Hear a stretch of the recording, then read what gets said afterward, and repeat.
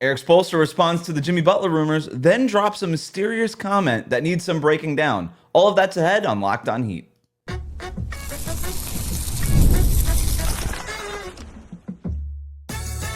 You are Locked On Heat, your daily Miami Heat podcast, part of the Locked On Podcast Network, your team every day. What's up, everybody? Welcome to Locked On Heat, your daily podcast on the Miami Heat. Whether you're tuning in on YouTube or your favorite podcast app, thanks for making Locked On Heat your first listen every day. I'm Wes Goldberg, flying solo here today. I'm the editor at allyoucanheat.com. I'm a credentialed Heat media member who covers this team every day. My usual co-host, David Ramil, will be joining us for a show later on today. But for now, you can start the season with a big return on FanDuel. New customers can place a $5 bet, and you'll get started with $150 in bonus bets if you win your first $5 bet. Visit FanDuel.com to get started. Thanks to everybody who's tuning in right now, who's been tuning in with us all week. We have a great show for you today. I've got 3 clips that I want to play for you and react to, including Brian Windhorst's latest reporting on the Jimmy Butler situation and a very Pat Riley-like comment that Erik Spoelstra snuck in after yesterday's practice.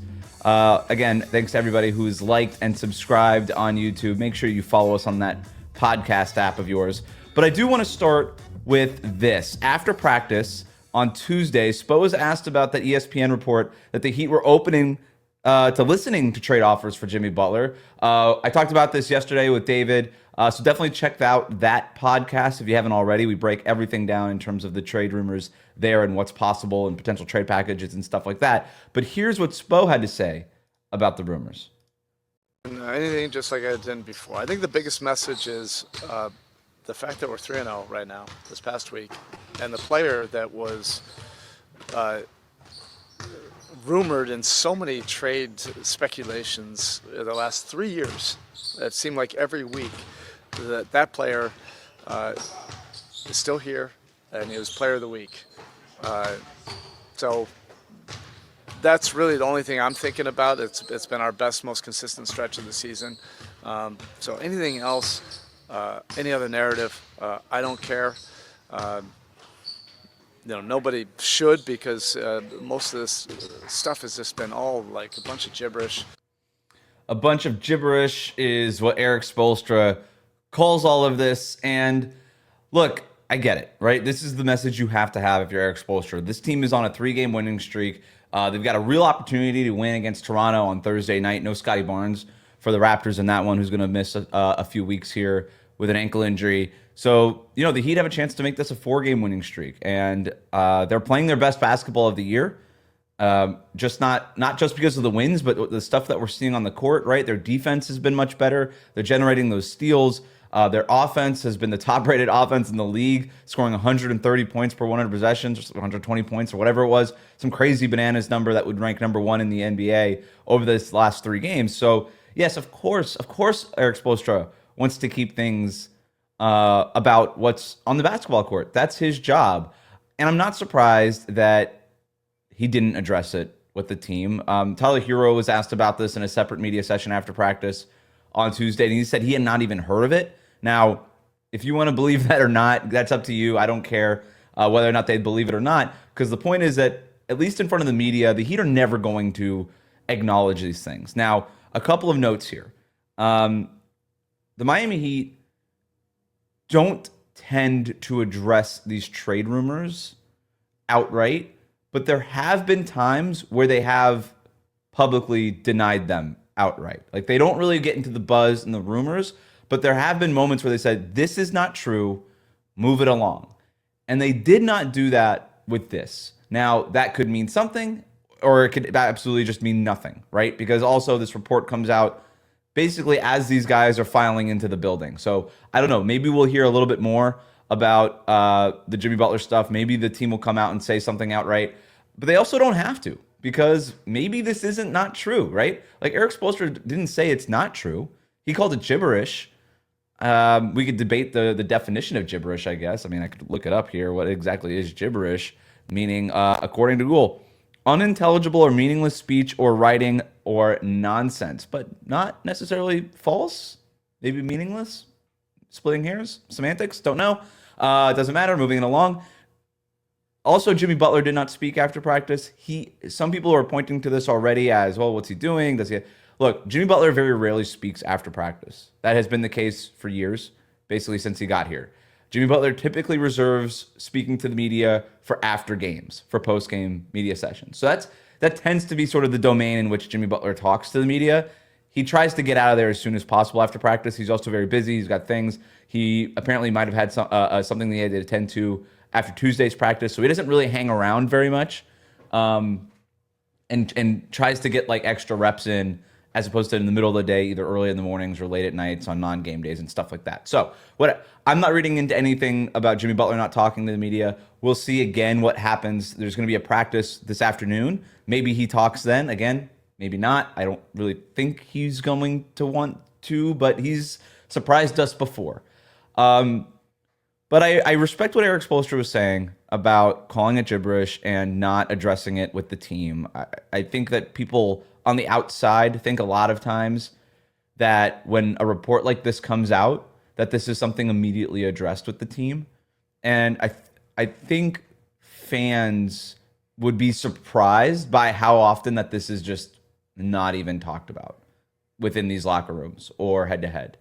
Now, I think they would also be surprised by how direct some of the better run organizations can be. Like the Miami Heat, if you are being shopped, the Heat will generally tell you that you're being shopped, unless it's something very last minute, a deal that they can't refuse or whatever. Like they respect the players enough to say, hey, listen, like I'm not guaranteeing you that you're going to get traded. It obviously depends on how the market plays out, but there's a possibility that you're not here after the trade deadline or something like that. And that's how the good organizations run, right? Like I've covered the Heat, I've covered the Golden State Warriors. You think about like the teams that are well run. This is typically how they deal with it. They treat you like a human being, right? They don't leave you in the lurch. They don't just treat you as some number on an Excel spreadsheet. They'll say like, hey, this is what's really happening here. So make sure that you and your family and everything you've got going, like just make sure that you're prepared for this possibility. I don't know that that's again happening with Jimmy Butler. I don't think that the Heat are down that road to the point where they're aggressively shopping Jimmy. I do think that the part of Jimmy Butler, like the Heat being open to listening to offers for Jimmy Butler, I do think that that's true. And we'll see where that ends up. We'll see where that leads the Miami Heat to. But Jimmy Butler used to be one of these players where you just hung up the phone and you said, absolutely not. He's our franchise icon. We're not going to trade him. But if you've noticed the language around the Miami Heat lately, the franchise icon is no longer Jimmy Butler. Bam Adebayo is the franchise icon. Dwayne Wade's talking about Bam Adebayo in his speech at the statue ceremony. The Miami Heat have named Bam Adebayo the captain of the team. This is Bam's team. This is Bam's franchise. He is the face of the franchise. And I think Bam would be much harder to trade, would be much harder for the Heat to trade, rather, than Jimmy Butler at this point. And when I say that, that is all I mean, okay?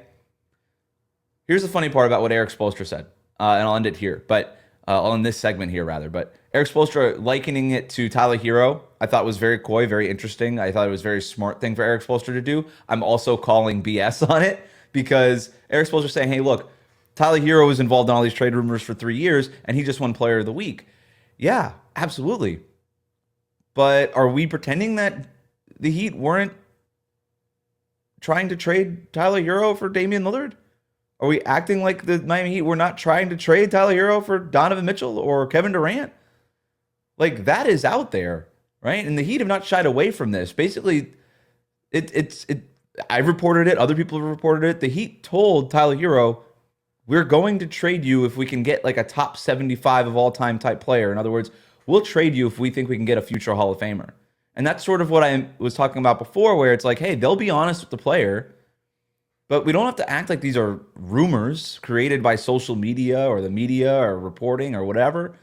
No, the Heat were open to Tyler Herro. Tyler Herro told me straight up last year, yeah, they told me that they were going to, if they could get a Hall of Famer, that they would trade me. So I don't know what part of that is a rumor. So smart by Erik Spoelstra to kind of liken it to that, but let's not also pretend that this is all just sort of social media buzz and just generated by fans and media and people like that. Like some of this stuff is real.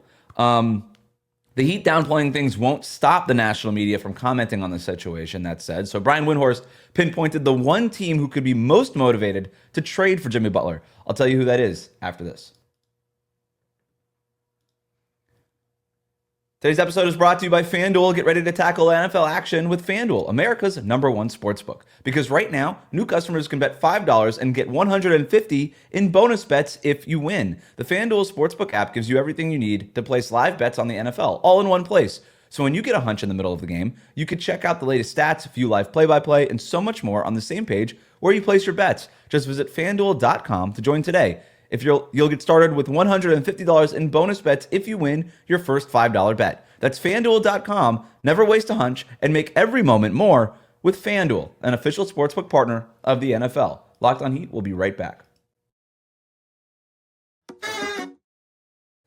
Thanks for making Locked on Heat your first listen every day. Your favorite NBA team has a free daily newsletter. Introducing the Locked on Heat newsletter, one stop for ultimate Heat and league coverage with local analysis and amazing writing from Katie Heindel, Mike Shearer, and Locked on Fantasy Basketball tips from Josh Lloyd. Sign up for free now at LockedOnDaily.com. So, the Jimmy Butler thing. This is the hot story right now in the NBA. You've got Shams' reporting on this on Tuesday, and then now you've got Brian Windhorst, who has been on this show before, who I respect a ton, who's reporting and journalism is not beaten, right? He went on Get Up this morning to add his own reporting to the mix. Here it is. Important names to watch between now and the February trade deadline isn't just Jonathan Kuminga, it's also Jimmy Butler down in Miami. Jimmy Butler is really, since last spring, when the Heat made it clear they were not going to extend his contract, we were probably headed for an ending of the ways between the Heat and Jimmy Butler. I wouldn't say it's a done deal yet, but I think teams are starting to kick the tires there and look and see what it might take, and the Warriors are one of them. The Warriors have been really active in trying to look for a star player. They kicked the tires on a couple other stars over the summer, and if Jimmy Butler is available and the Warriors feel like they need to upgrade, that could be. So, really interesting stuff there from Brian Windhorst. This makes sense to me. Makes a lot of sense to me. It's important to note that this is not coming from the Miami Heat, and Brian Windhorst is not suggesting that any of this is coming from the Heat. This is the Warriors making it clear that they want to trade for a star, and they view Jimmy Butler as a star. That's what this is. The Warriors have been involved in Paul George. They tried to make a deal happen there over the summer. They tried to get a deal done for Larry Markkinen, although it was unclear what they were actually willing to include in a Markkinen trade. It doesn't sound like they were willing to include as much as they would have for somebody like Paul George. Brian Windhorst also goes on to say that LeBron James is sort of their dream target, which has been kind of an open secret since last trade deadline, last February, or I guess this February, whatever, last season's trade deadline, when they were out, when that report came out from Ramona Shelburne, I think it was, who said that the Warriors called the Lakers about LeBron James and then were promptly told no. And I think that would be the case again this time around, but a lot can change in Lakerland between now and February. But back to the Miami Heat part of this. Yeah, this is coming from the Warriors. And again, I'm in the unique spot here where I can tell you what I know about the Golden State Warriors organization from my time covering them for a few years, and obviously what I know about the Miami Heat, covering them now. And so my experience covering the Warriors was very different than my experience covering the Heat. The Heat are notoriously tight-lipped, right? Even Shams' reporting, and we talked about this, me and David talked about this yesterday, about how we didn't think any of this was really coming from Miami. I think this was more of the impression that other front offices were getting when they were talking to Miami, right? Which is still reporting, right? Like that doesn't make anything untrue. It just also means that you have to take it with a grain of salt, right? Because this is just what other teams are getting the impression of, not necessarily what the Heat are thinking internally. Whereas this report is very much what the Warriors are thinking internally. And that was sort of the difference. Is I had so many, people who would just talk openly to me when I was reporting on the Warriors organization. And it wasn't like a secretive thing. Everybody was just very open and transparent, and kind of very Silicon Valley, and just like, hey, like, this is just what's happening. We believe in business transparency. Here it is, blah, blah, blah. Like, it wasn't like nefarious. It wasn't people trying to stab each other in the back. It was everybody was kind of on the same page. And I was actually really impressed when I talked to like multiple sources in the same day about one story, how I would get the same thing told to me over and over again. That's how the Warriors operate. And the Warriors are making it very clear that they want to get a star player. And why are they doing that? They're doing that so that star players like Jimmy Butler, like LeBron James, like Paul George, like whatever, could say, oh, that's a possibility for me. Like Golden State is so out here aggressively looking for a superstar. I'm a superstar. Maybe I'm unhappy in my situation. Not necessarily talking about Jimmy Butler right now, just, generally speaking. Maybe I'm unhappy in my situation. Golden State, greener pastures? Maybe. Let me talk to my agent about it. Like, that's the reason why a team like the Warriors will do that. And by the way, the Miami Heat have also done this in the past where they have been, there's a reason why every time a superstar comes out on the trade market, the Miami Heat are thrown in there. They are also, a little bit more subtly, always in the mix for your superstar player. So superstars know, hey, if I publicly demand a trade, I know the Heat are at least going to kick the tires on me, more likely than not. 9 times out of 10, depending on the player, obviously. So both teams kind of are aggressive in their superstar chase, but they do it in different ways. All right, so I checked in with an old Warriors source when all of this started coming out, before the Windhorst report. This was yesterday. Windhorst talked this morning. And there was a part in that Shams story, going back to that, about how Jimmy Butler and his agent, Bernie Lee, were letting people know, making it clear that he would be willing to play for Dallas, Houston, and Golden State. So I checked in on a Warriors source. Hey, have you been told this? He said he was not told that directly, that he hadn't heard directly from Jimmy Butler's representation that we want to play for you, but that he thinks that's more Bernie Lee making it known, just sort of in league circles, whoever it is that Bernie Lee talks to, that, yeah, Jimmy Butler would probably play for Golden State if he had to get traded from the Miami Heat. So that's how things kind of work in the grapevine. That is the NBA sort of insider circles. Like that's kind of what it is. That's what that is. So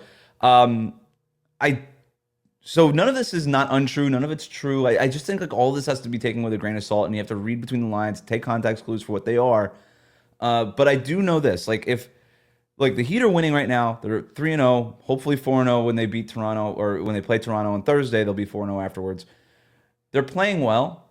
The front office's job is to not worry so much about what's happening now, but have to worry about what's going on in the future. And if the Heat's front office thinks for whatever reason that this team is not good enough, that it's time to reset, that they can't risk Jimmy Butler going into free agency, and maybe they think that maybe they read all of this and say, yeah, I think maybe Jimmy Butler is going to go into free agency and we could lose him. Like if any of that is on their mind, then it does make sense for them to at least explore the trade market. And if they're out here not hanging up the phone right away anymore, and at least listening to your offers for Jimmy Butler, then you best believe the Golden State Warriors are going to be calling about Jimmy Butler and other teams. But the Warriors might be the most aggressive team in the league when it comes to right now looking for a superstar player. And I would include the Miami Heat in that. Like, I don't think that the Heat are all that aggressive right now looking for a superstar. I think they remain open to it, but I don't think any of the guys, like, think about who's on the market, right? Brandon Ingram? No. If they wanted Brandon Ingram, they could have him by now. He's also injured. Zach LaVine? No. That contract's not really, they've decided that that's not worth it. Look, they kicked the tires on DeMar DeRozan over the summer. Like, they are doing so, but right now, there's no star that's available, right? Like Giannis and the Bucks, they've righted the ship here. The Sixers are not trading Joel Embiid. I don't know how interested the Heat would even be in that situation. So you look across the league and you're like, well, who's the superstar that's available? And then the Miami Heat look in the mirror and it's like, wait, I think it's ours. I think it's our superstar who other teams around the league think is available.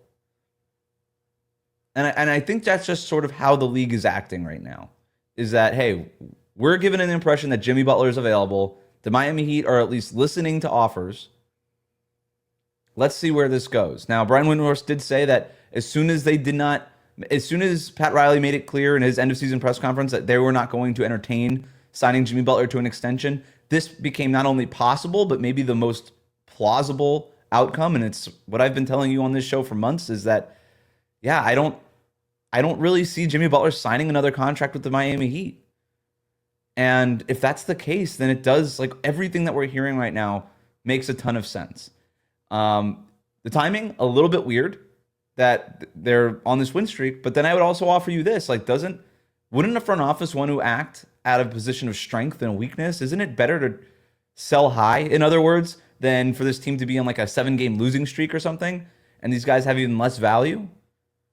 Do you think that the front office is thinking about that a little bit? It's possible. It's possible. Coming up, Erik Spoelstra used the question about Jimmy Butler to make another point about things happening on the court, but who he was talking about, not exactly clear. I'll tell you who I think Spo is singling out after this. Today's episode is brought to you by Game Time. Game Time has a new feature called Game Time Picks that makes getting tickets for your favorite live events even easier. Game Time Picks filters out all the fluff to show you only incredible deals on great seats so you don't have to waste time searching through thousands of tickets. Game Time is the place to get the tickets that you want for your events that you want to see. By using the all-in pricing feature, you see the total up front with no surprise fees at checkout. With Seat Views, you get panoramic views from your seat in the app before you buy. With their lowest price guarantee, if you find a cheaper ticket, Game Time will credit you 110% of the difference. And with Game Time ticket coverage, your purchase is covered with the most flexible customer service policy in the ticketing industry. So take the guesswork out of buying tickets with Game Time. Download the Game Time app, create an account, use the code LOCKEDON for $20 off your first purchase. Terms apply. Again, create an account, redeem the code LOCKEDON, LOCKEDON, for $20 off. Download Game Time today. What time is it? It's game time. Thanks again for making Locked On Heat your first listen every day. Last clip that we're going to play for you here today. This one, pretty interesting. I played you before the first part of Spo's response to the Jimmy Butler rumors, but I left off the second part so that I could talk about it here. So Erik Spoelstra went out of his way to talk about something completely unrelated, which is very Pat Riley-like, a very Pat Riley-like move. So to take a question and sort of like a presidential candidate on the debate stage, just take that question and then use the platform to talk about whatever you want, not even answer the question. Pat Riley is the king at this. He basically uses his media sessions exactly like this. Erik Spoelstra every once in a while will do that, where if there's something that he's trying to say that he wants to get off his chest, something that he does want to express to the media, he'll just take a question and just sort of use that to say what he wants to say. So I found this very interesting because none of what Erik Spoelstra was talking about was brought up in the practice media session at all. You'll know more about what I'm talking about. Here's the clip. And along those lines, too, I don't want to talk about anybody's touches, shot attempts, their role. You know what the role is? Whatever the role has been the last 3 games. That's what it is. That's what I want everybody focusing on and see if we can continue that. So a saucy end of the press conference. I mean, that was the last thing he said, and then he walks. That was it. That was the last question. He walks away from the media session. So that was something that was on Erik Spoelstra's mind, that he knew, okay, this is how I'm going to punctuate this media session is I don't want to talk about your role. I don't want to talk about your touches. I watched the whole media session. He wasn't asked about that even a little bit. He never got an opportunity to talk about people's roles or people's touches. Like, he was asked a little bit about Tyler Herro's shot diet. He's taking a few more 2s than 3s, and what does that mean? And then Duncan Robinson's growth, and but nothing about like roles and touches and usage rating or nothing like that. Nothing like that. So Spoelstra went out of his way to say, by the way, on the heels of this Jimmy Butler rumor, which again, completely unrelated, I don't want to talk about your role and I don't want to talk about your touches. So who's he talking about here? Because he's not just, this isn't an accident, right? He's talking about somebody and he wants to get this point across in the media so that if you do this, right, if you're a player who's about to talk about roles or touches or something like that, you kind of just look like a schmuck now if you're doing this right after Erik Spoelstra says, I don't want anybody talking about this stuff. So this is sort of a warning sign like, hey, if you're bothered by your role, if you're bothered by your touches, you keep that stuff in-house. We're going to handle it internally. But more than anything, I don't even want to hear about it because we've won 3 in a row. And there's no excuse. And team over everything else. And I love this. And coaches do this all the time. I love when Erik Spoelstra does this because it gives you a little bit of an insight into what's exactly going on within the inner workings of the team. And that's not to say things are bad. Things are obviously good. They've won 3 straight. But I don't know. I wonder if this is like a preemptive thing or something that he feels is bubbling under the surface and he needed to address it and get ahead of it. So you look at what's gone on in the last 3 games. Again, what's gone on in the last 3 games, that's the habit. That's what we want to build. That's what Erik Spoelstra is talking about. Okay, Tyler Herro, 27 points per game on 16.5 shots per game. I imagine he's pretty happy with his role. Bam Adebayo, he's been playing a lot better. He's almost 13 field goal attempts per game on 58% shooting. That shooting slump seems to be gone, at least during this stretch here. So can't imagine that he's upset with his role. Jimmy Butler, 12 field goal attempts per game. It's not a lot, but he's shooting 64%. He's averaging almost 20 points per game. He's getting to the free throw line a ton, so even those field goal attempts aren't really reflective. You add like 5 free throw or trips to the free throw line per game. That's a lot more aggression than just the 12 field goal attempts seems to suggest there. I don't think he's upset with his role. Duncan Robinson, like he's a team player, man. He's a good soldier. 10 field goal attempts per game, almost 6 attempts from beyond the arc. I don't think that's an issue. Terry Rozier, 9 field goal attempts a game, playing 23 minutes per game. I don't know. He played the whole fourth quarter against Phoenix, or I'm sorry, against Cleveland on Sunday. But he's a guy who's been a starter in this league for a very long time. Maybe it is. Maybe I could see it. I could see it being Terry Rozier. I could see it. Jaime Jaquez Jr., 17 minutes per game, 6 field goal attempts per game, averaging less than 6 points per game. I think everybody anticipated a leap from Jaime going into the season. I think the Heat were hoping for a leap from Jaime going into the season. I think they were even hoping that he was going to earn himself a job in the starting lineup. And that's not been the case. Now, he had the stomach virus, he had the ankle injury. He's been dealing with a few things here, but he's healthy now. I wonder if it would not shock me if he's kind of pining for more touches, more of a role, more of a chance to show hey, I'm healthy now. Let me get some run. Let me prove myself out there, because I know I started the season off poorly, but let me get out there. Again, this is all just pure speculation, guys. Pure speculation. You go down the list, Kevin Love, Haywood Highsmith. I don't think any of these guys are complaining about their roles. The other guy is Nikola Jovic, right? He's out of the rotation completely. We know that he kind of wears his emotions on his sleeve a little bit, and that he can't be happy not getting any run here. They're not going to. I don't think they want to send him to the G League. I've gotten no impression talking with people that they're going to send him to the G League to get reps. I don't think that they believe that the G League would really do him any good either, Nikola Jovic. So, what's his role? That to me is the name. It's, hey, we've won 3 in a row. I know you're not playing, but you're going to get your opportunity at some point again soon. And Erik Spoelstra's talked about this too. It's not about what you do on the court all the time necessarily. It's more about behind the scenes.